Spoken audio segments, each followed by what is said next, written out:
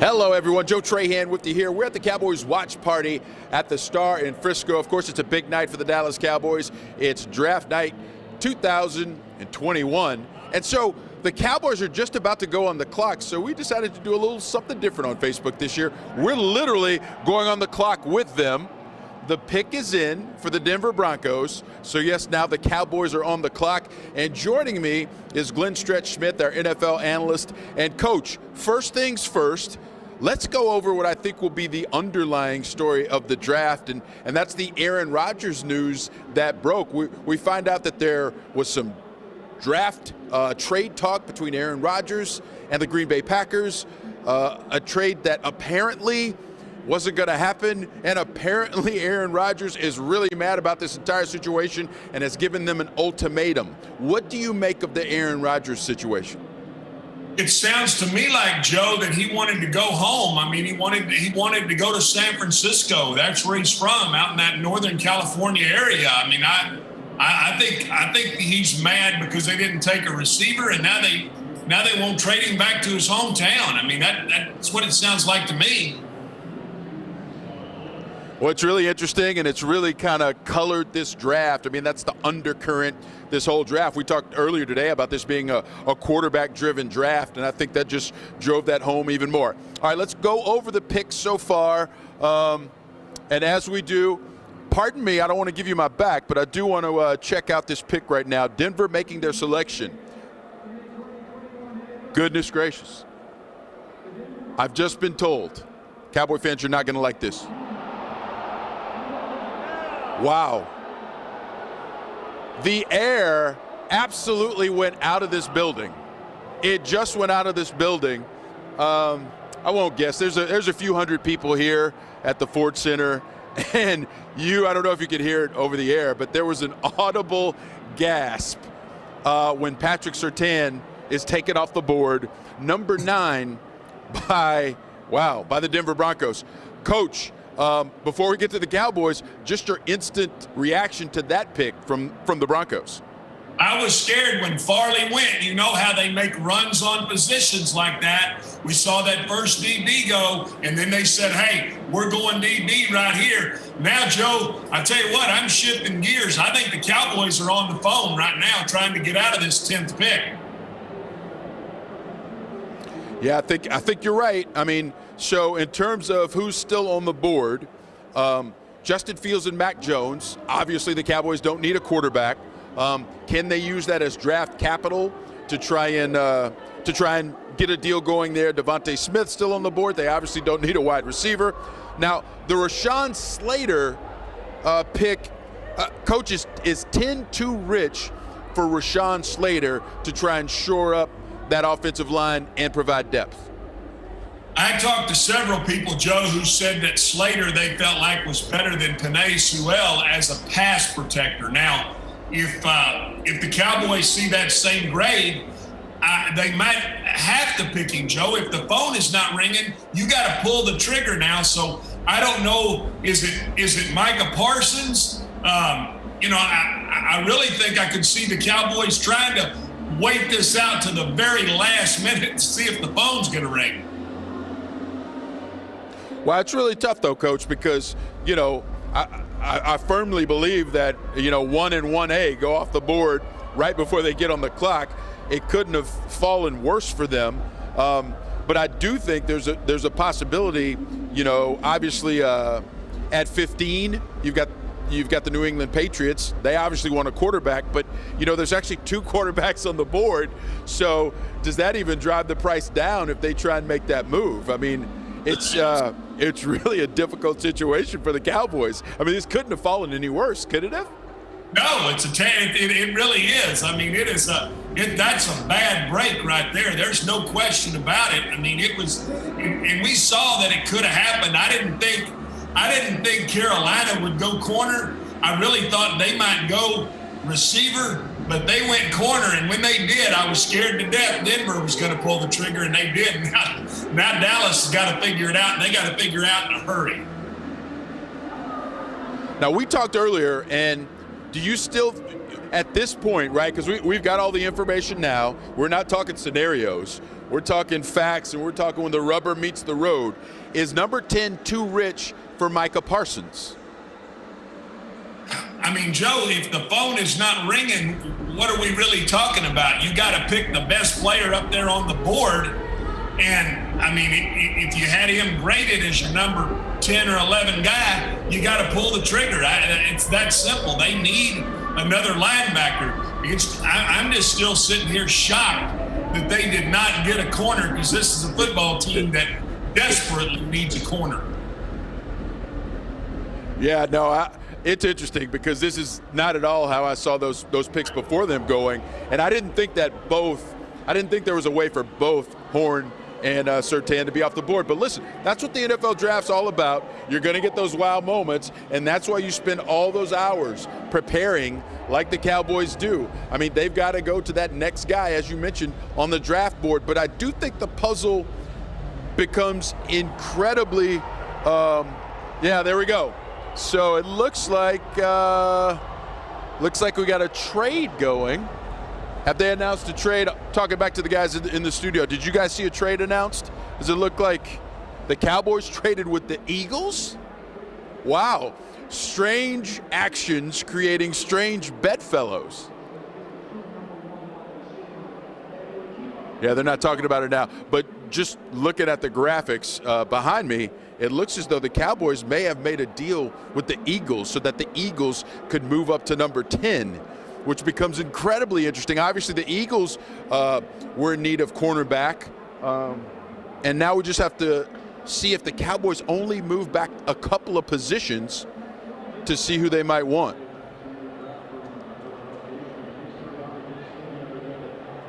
Coach, this is getting really interesting. Can you go back to your days, like when you were in war rooms and this kind of thing happened?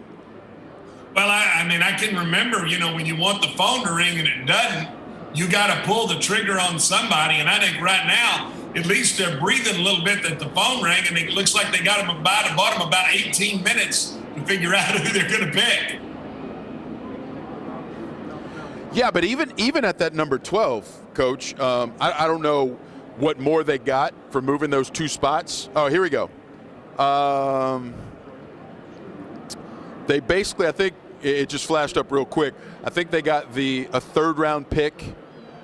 I think it may have said 84th. I apologize, you guys. I'm just really relying on this screen behind me to try and get the information. So we're trying to get it to you just in the best way possible. Really interesting that both of those corners would go. And now the Cowboys, I mean, Coach, that felt like scramble mode for the Cowboys. And I don't know if there's any other way to describe it. Do you? Oh, no, absolutely right. There's not another way to describe it. I guarantee you, Joe, there is no way in any mock draft scenario that they had did they think both of those corners would be gone by the time they picked. You won't convince me of that. Yeah, I hear you, Coach. Let me grab my phone here. Let's see if we can figure out what the trade that went down here. I mean, now it looks like, Joe, does it look like they got 84, pick number 84, is that right? I think that's what I saw flash up there. So now they've got the third-round pick, the 84th pick. So that now means that the Cowboys have a total of 5 picks in the top 100 because they had that compensatory at number 99.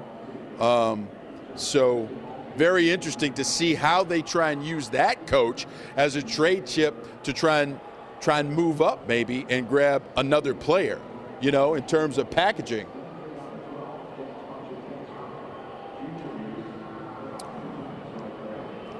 Yeah. Joe, yeah, this is great stuff, Coach. So, I'm sorry, go ahead, Coach. No, I think you're on to something there when you think about how many third-round picks they're going to have to try to get back up into that late first-round, in somewhere into that kind of New Orleans range, that 26 to 24.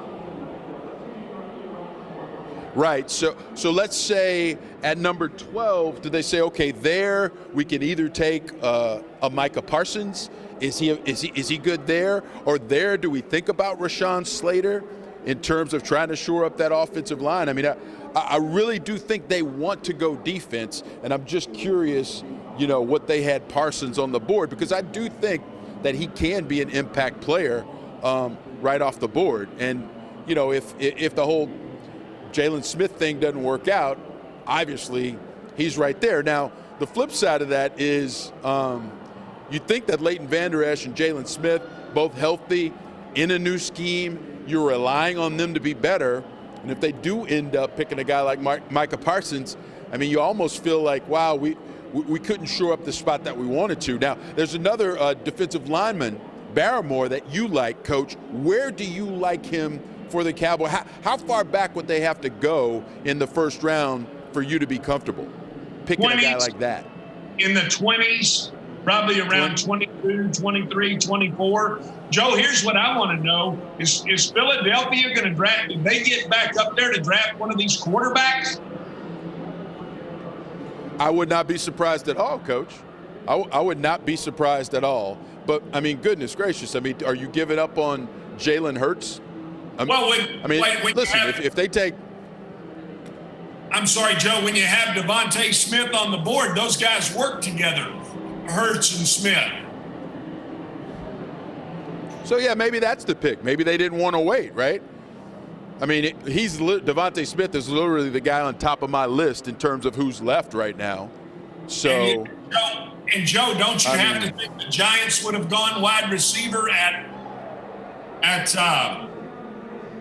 11?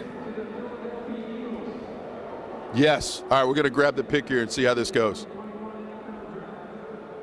It is Devontae Smith. So there you go. I mean, that actually makes sense, right? Now they're doubling down on Jalen Hurts and saying, listen, not only do we believe in you, we want to get your old running mate, right? One of your old teammates. So, I mean, that pick does make sense, and certainly Devontae Smith could have gone off the board. So, wow, it gets it gets really interesting now. This is kind of fun to watch it unfold, especially if you're not in the Cowboys' war room, because I'm sure it's not fun in their war room right now. Well, I tell you where else it's not fun, in the Giants' war room, because they just got dokey-oked to get Devontae Smith by Philadelphia, thinking Dallas surely wouldn't make a trade in their own division, would they? And that's the crazy part, right? How often does it happen that you trade within your own division? I mean, I think that smacks of the desperate nature that the Cowboys were faced with. And they said, we've got to do something, because I don't think they wanted to make a move right there. So, wow, really interesting. Really Joe, interesting stuff. Here's the thing, too, Joe.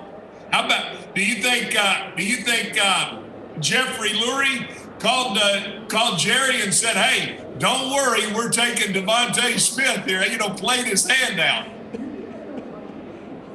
Well, right, yeah, well, you would think he almost had to, right? Because it's like, listen, we're going to throw you guys a life preserver and, just to make the deal, knowing that they get in front, of another division foe.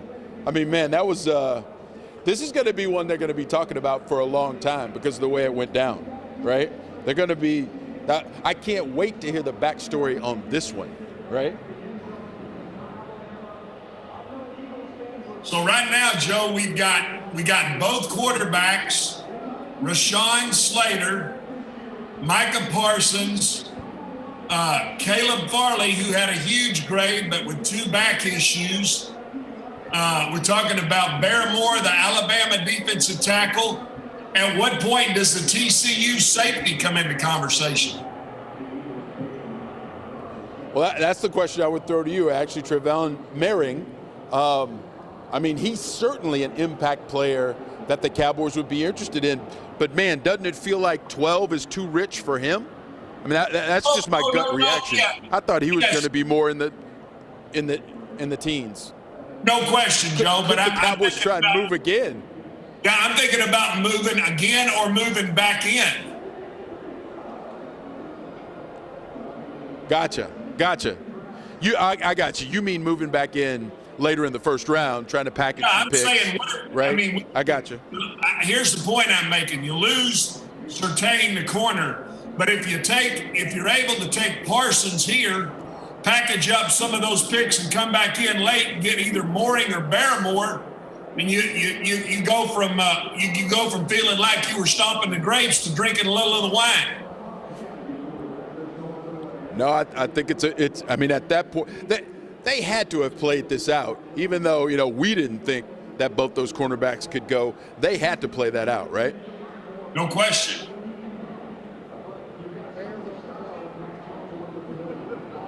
Wow, Coach, I'm actually glad we decided to kind of do this on the clock live on Facebook, because this is actually much more intriguing than I ever thought it was going to be, right? All because of the Broncos and Patrick Surtain. Well, so I'm sitting here.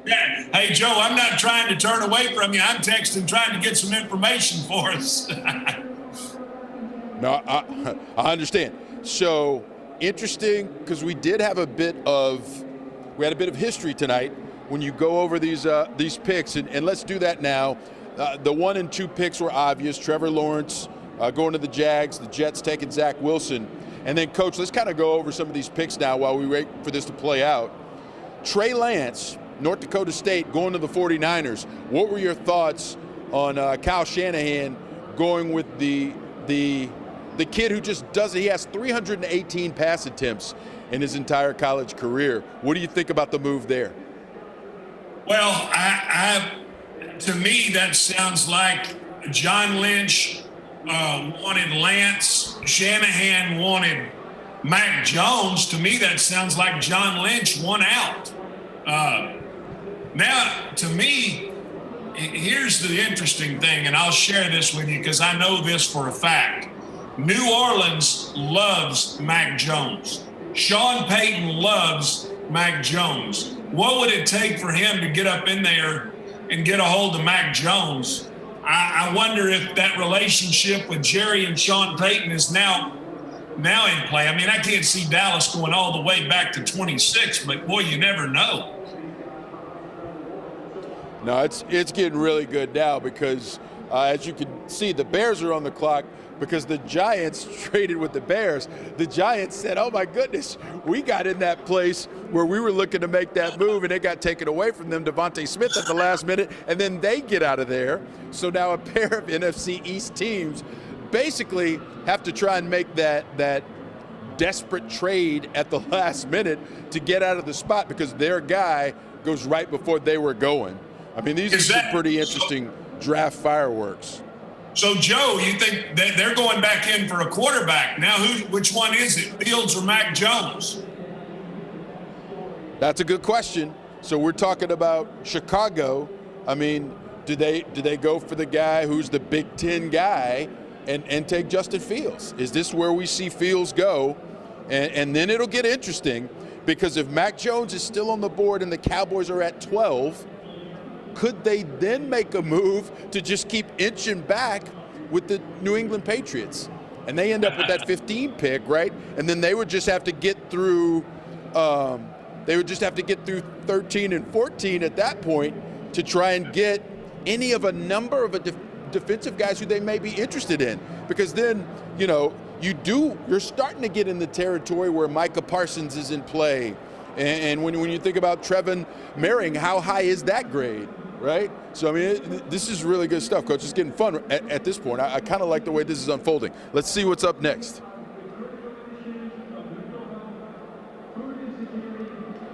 Oh, he's doing a PSA, so the pick will be here in just a second. But, this is interesting.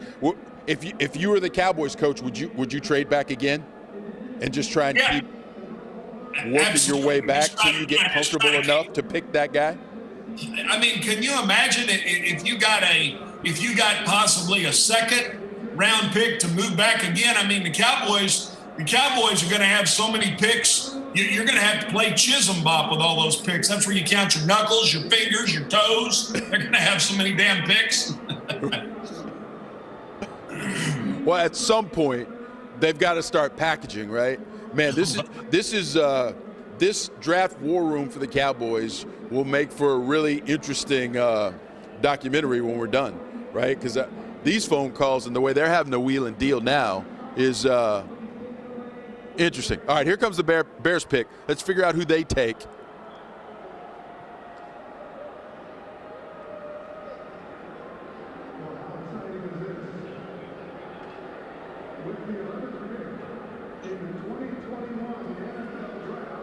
There you go. There you go, Coach. It's Justin Fields. So they decide to go with the Big Ten kid, keep him there in Chicago. We called that one. Now let's see if we could just keep calling this thing, Coach. And Cowboys, they're back on the clock. So do you trade back again? Do you just keep leapfrogging your way back until you get comfortable? Well, I mean, you got to think, let's see here, Joe. You got to think Minnesota is not going to go quarterback. The Chargers are not going quarterback. Right, the Chargers are not. They're not going quarterback. So why does New England need to give you anything? Good point. No, good point. No, I see what you're saying. You're right. They don't. You're right. They don't need to move. Wow, this has worked. This has fallen. Goodness, about as badly as it could have for the Cowboys. I can't imagine how stressful it is in their war room right now.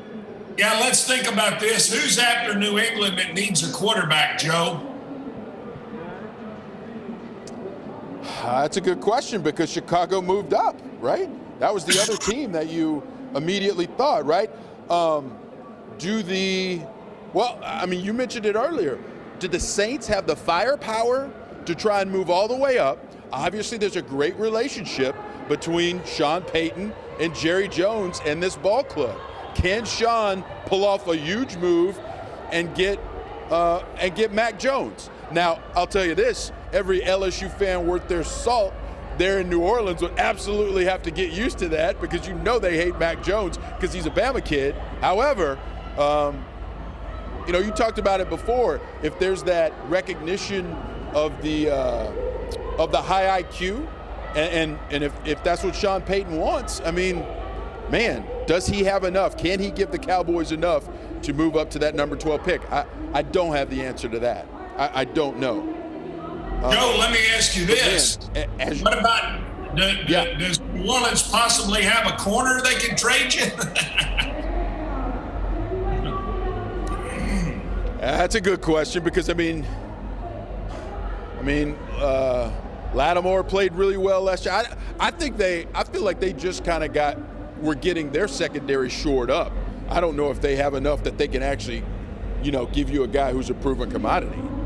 Right. I don't know about that. But man, let's kind of review. I'm trying to cover every angle. I'm sorry, Coach. What'd you say? I'm trying to cover every angle that we got on this Facebook right here, brother. I'm just trying to give it I think they're the next. No, I like it. I like it. No, let's review, though, how this came to be. When you think about it falling the worst way possible for the Cowboys, because as I go back through the draft, there were the first 7 picks were all offensive players, okay? Let's think about that first. That's never happened in the common draft era since 1967. It's never happened. What? All right. What? Oh, they're clapping in the war room. Jose Gaddis is telling me they're clapping in the war room. But let's go over what's happened. Those first 7 picks, all offensive players, right? J.C. Horn at number 8. That's the latest that the first defensive player has come off the board in the history of the NFL draft. We knew that was a possibility, but we thought it would be a positive for the Cowboys, but it turns out being an absolute negative because at number 9, the Broncos take Patrick Surtain. So the cornerbacks go bang, bang, and here we go. Pick is in. So let's see what the Cowboys end up doing. Coach, man, if you had to pick right now, gotta be Parsons. No. I wouldn't be surprised if it's Slater. They don't look that happy, right? I would not be surprised if it's Slater and they had to make the move, right? And goodness gracious, it couldn't have fallen any worse. It just couldn't have. I Because agree. if Chicago moves up, goodness. Because if Chicago,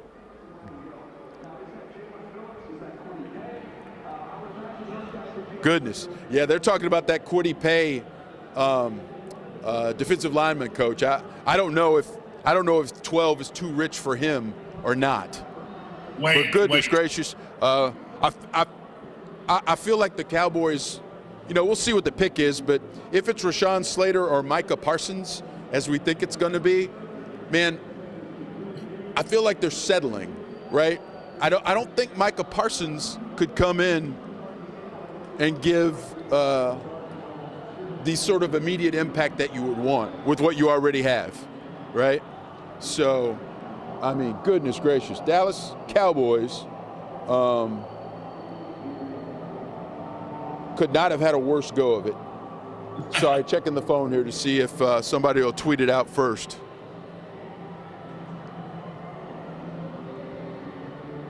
All right, so we're just seconds away from finding out who the Cowboys' 2021 draft pick will be in the first round with the number 12 overall pick. We suspect that it will be Micah Parsons, the linebacker, or Rashawn Slater, the offensive lineman. I think it's going to be one of those two. And goodness gracious, the Dallas Cowboys having to trade back out of that 10th spot, and now we get to find out who they will end up picking. Coach, this is a great thing about the draft, though, right? You just never know. This was not a scenario, and we played out a million scenarios, you and I on Twitter earlier, and just you and I talking. We didn't play this one out. All right, here we go. I'll step out of the way since we're here at this draft party, and we'll let the crowd react. Just take it in.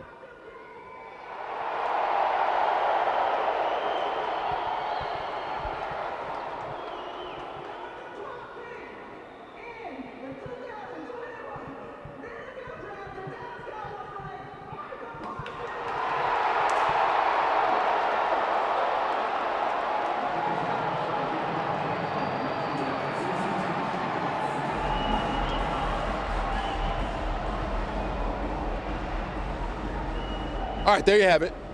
With the 12th overall pick, the Cowboys select linebacker Micah Parsons out of Penn State.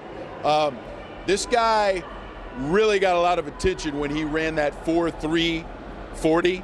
This guy can go sideline to sideline, but he can also get after the passer. So, Coach, what's your instant analysis of the Cowboys having to make this pick? They are completely jaked when it comes to defensive backs. This organization is jaked. They can't even, when they have two of them on the board, Joe, they can't even get them to fall to them, for crying out loud. Golly. I mean, I think Micah Parsons is going to be a heck of a player. I mean, right now, they've got Van Der Esch, Jalen Smith. They signed the Brasham kid from the Jets.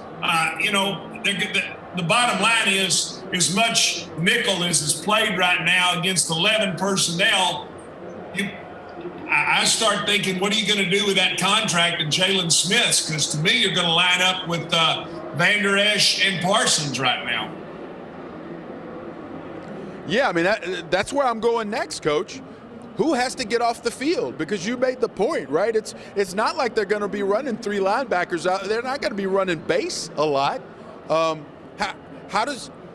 Who has to sit when this kid gets on the field? I mean, if Van Der Esch is healthy, you're sitting Jalen Smith, right? Correct. So, I mean, all that money,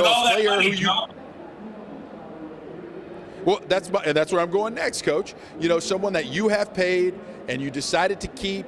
You probably weren't going to be able to get much for him anyway, but you decided to keep him and not move on from him. I mean, this is it's less than ideal. I can't wait to see how the Cowboys will try and paint this, because here's the thing.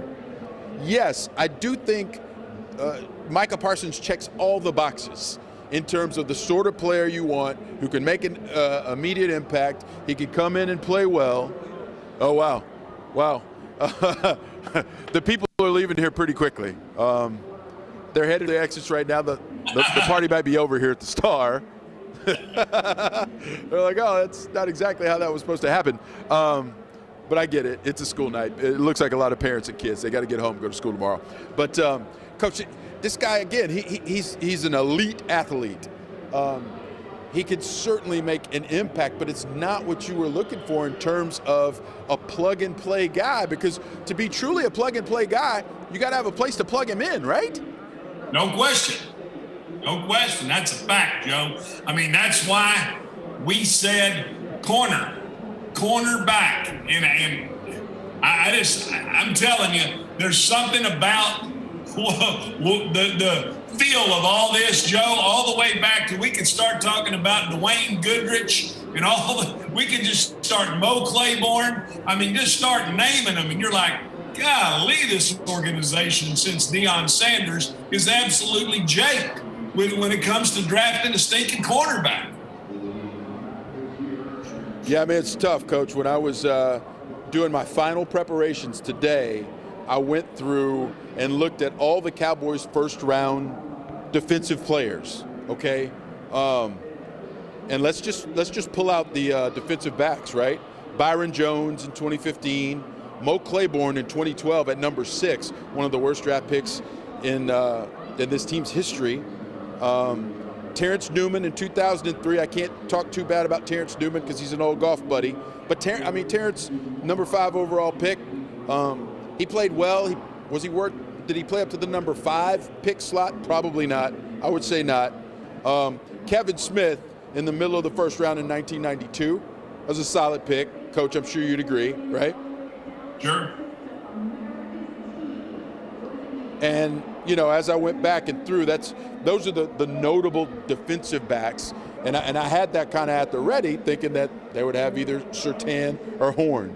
But it ends up being Micah Parsons, the linebacker from Notre Dame, when you already have 2 pretty well-established starting linebackers. I mean, unbelievable. Unbelievable. Joe, he's from Penn State, right? That's correct. Oh, you said Notre Dame. I'm sorry. We're good. No, Penn State kid. And again, I mean, I think the Cowboys, in terms of how they will sell this, will be, listen, this guy is an elite athlete. He can do it all. Is there a way to get him on the field? I just don't see how this helps you upgrade your defense in more than one way, or it's just not additive, right? Because you're going to have to take away from a position that you thought was okay, right, to put him in. And that's tough for the Cowboys. But listen, this is big boy football. They're professionals. All those executives in that room, they're professionals. And when these things happen, you just got to go with it. Now, the question becomes for the Cowboys, as we see more people leave the draft party here, what do they do to try and get back into this first round? They do have more firepower. They've got another third-round pick. So they got a second-round pick and essentially 3 third-round picks right now in their arsenal. That's what they've got at the ready, and it will be interesting to see if they can try and work their way back in. All right, Coach, we're gonna wrap this up, but as you try and summarize what happened to the Cowboys tonight and the way this unfolded, how will you remember the top of the 2021 draft? We had the 2-1. Well, I'll give it to you in Kentucky Derby form because it's being run Saturday. We had the 2-1 favorite, and he ran like Mr. Ed, the talking horse. We couldn't get him home, Joe. Golly. That's a pretty interesting way to put it. Yeah, no, they couldn't make it happen, and wow. I can't wait to see how the Cowboys spin this. You know that they always do, right? And here's the thing, too, Joe. I mean, they couldn't even get it to where they could get advantage to get New England to have to come up in there to take the quarterback. I mean, it's crazy. It's pretty wild the way that happened, right? Because we thought they had 2 or 3 different paths to really being in an advantageous position. But it didn't happen. It's the draft. It's fun. It's incredible. And, wow. Again, I'm interested to see how the Cowboys will spin that. Make sure you check us out after the draft. Of course, the draft is on WFAA right now. We'll be covering the entire thing, wall to wall, through Saturday. But when it's over tonight, make sure to tune in. We will have reaction from Micah Parsons, the newest Cowboy, as well as what the Cowboys brass has to say about the way that draft unfolded. All right, Coach, thanks so much, man. We'll see you down the road. I'll see you Sunday night. Indeed.